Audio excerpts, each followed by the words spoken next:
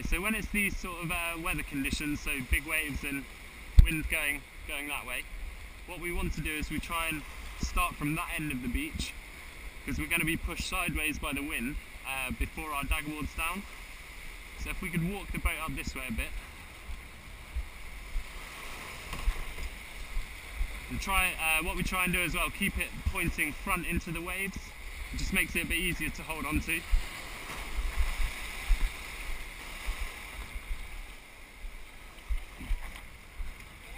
Yeah, if you want to jump in then, that's it. If you come round this side and get in.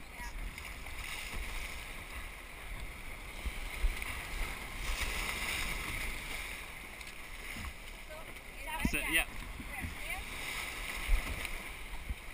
If you could sit in the middle here. That's it, yeah, if you jump in as well. Okay, what your job is going to be putting this down as we go out. So if you pull it down a bit already, it's obviously, yeah, so pull backwards. That's it, so you can pull it down some already. That's it, we're still fairly shallow here. We pull it a little bit down now, and then as we go further out, we then pull more down. Okay, and when we're launching our boat, we wait for the right waves. So usually waves come through. There's a few big ones, and then there'll be a break. Yeah, and now is the break.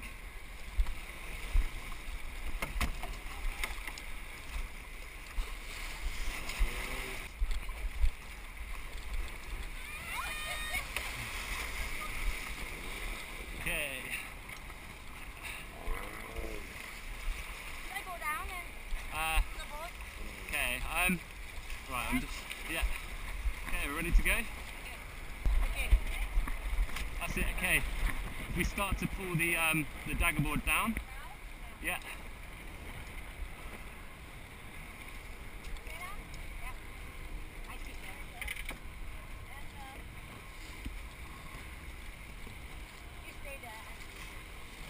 That's it, so as we're sailing out, just trying to keep the boat pointing pretty much into the waves if we can.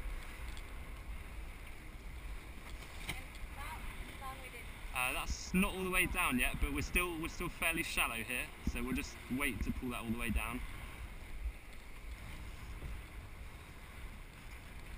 Okay, so as I'm sailing out, all I'm doing is just trying to keep the mainsail in enough to keep us moving. A few big waves coming here. So in big waves like that, all I'm doing is turning the front into the waves. Yeah, yeah.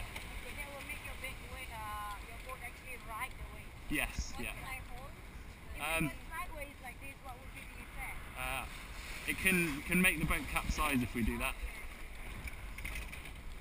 Okay, so if we could pull that daggerboard all the way down. That's it. Okay, and I'm just going to do exactly the same with my rudder. So to pop this down, I always use my foot. So just push on the white bit, make sure it goes all the way down, and then pull on the rope, and that's going to hold it down. Okay, so if one of you can come and sit up here, and then one in the middle, that just helps us to balance the boat a bit, because we're effectively counterbalancing the mainsail. So the more mainsail we pull in, the more our boat's going to tip, especially when it's windy.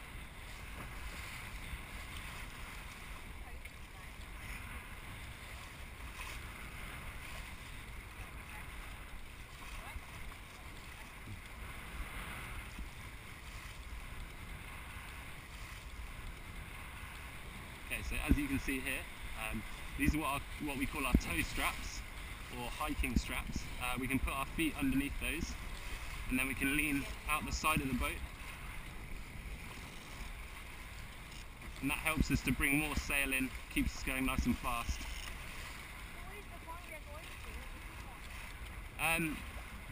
There isn't two marks out. We're basically, they've told us no marks today. So we're just gonna sail backwards and forwards across the wind, exactly the same, just you won't have 2 points to aim for. So this is reaching, right? Yes, this is a beam reach at the moment, so the wind's coming pretty much over the side of our boat. Now, if it's like, you know, if it's on camera, then I'm going to look horrible. Because everyone's like, you just don't take me. Okay? And then they'll say, Lisa, this is not fair.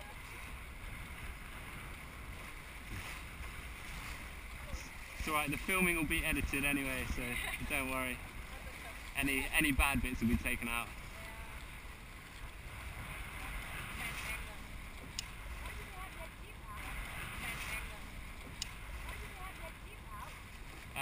They had their jib out, maybe Jimmy asked for it as they were leaving the shore, just for a bit more speed to help them get through the waves. Okay, so as I'm sailing along here, I'm bringing my main sheet in, and when it starts to tip a bit, I'm just easing it out. I'm pretty much keeping my hand in the same place on the rope and just effectively doing that. When we want to pull it in more, we can use the hand that our tiller's in.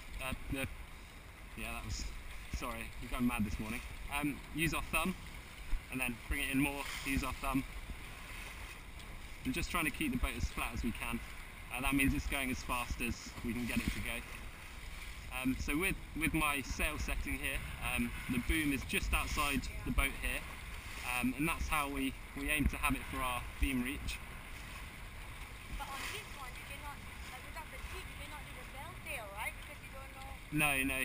Yeah. So we're just sailing it on feel at the moment. Okay, could you pull some kicker on for me, which is the big, you see where the white loop is? Yeah, just pull that backwards. Why are we doing this? That's it. We're pulling the kicker on just so the boom is staying flat, rather than going up when we let it out. No, that's okay there, thank you. And when it gets more windy, we want to pull even more kicker on. Bring the boom down a bit, depower our sail. So we use the three control lines there, the Cunningham, yeah. Well, I thought, they were saying that if you flatten it as much as you can, then you actually will not depower, but on the contrary, you will speed up the boat. That's what I heard. Okay. I'm getting very confused. Okay, with this boat, when we pull them on, it makes our sail flatter. If we were to let, say, the outhaul off, the bottom of our sail would become deeper, and that would cause it to be more powered up.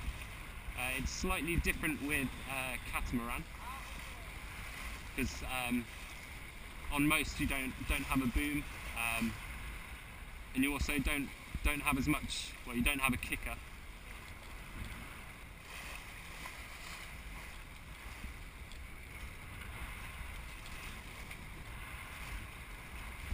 Okay, so when we turn the boat round, when we tack round, if you could move onto that side, and then you move down into the middle, and that would just help us keep it balanced as we turn round. Oh, not yet. Yeah, not yet. It's okay though.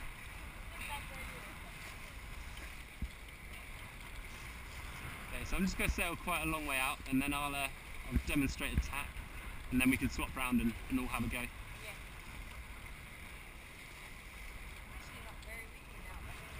No, it's not as windy as the forecast said.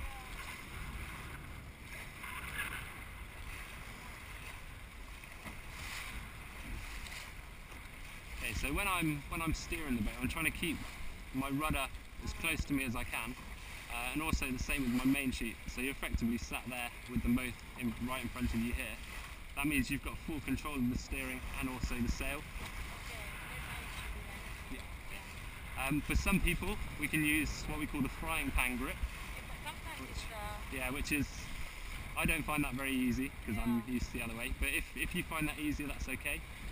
And also we can have it up on the shoulder, which is a lot of the catamaran sailors have it like this, which is okay. It doesn't give you much steering, but the best way to have it is in front of you. In front of you, Yeah. and like a microphone. Yeah. And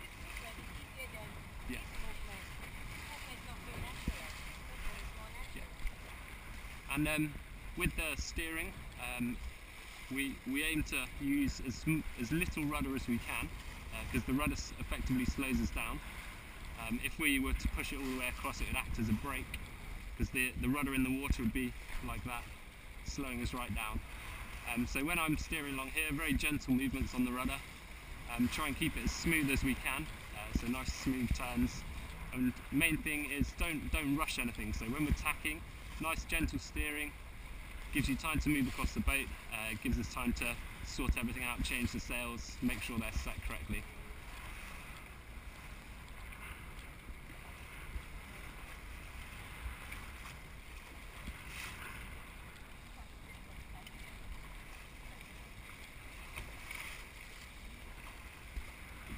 Okay, so are we ready to tack round? Okay, so what I'm doing here is, before we tack, I'm checking over here, because that's the area we're going to be turning into. Check there's no boats coming. We can have a look over our back shoulder as well. Just check we're not going to crash. And then I'm putting my back foot across. So back foot always goes across. That means that we keep facing forwards. And so when we're ready to tack, we just make sure the sail's set okay, make sure we're not going too fast, make sure we're not tipping. And then all we're going to do is very gentle on the rudder, pushing it across, like that. And then once the sails come across, we can then straighten up and sit down. And then we're changing our hands behind our back. And then once we've settled down on the new side, we can then bring the sail in again and start to move forward. Go out first. Yes. If you put the sail back in, what happens when we tack? It makes it very difficult to firstly get the rudder across, because this gets caught on the ropes just here. And also when you come out, it means the boat's going to tip quite a lot. Oh, okay. So as soon as the sail changes sides, the boat's going to heel right over.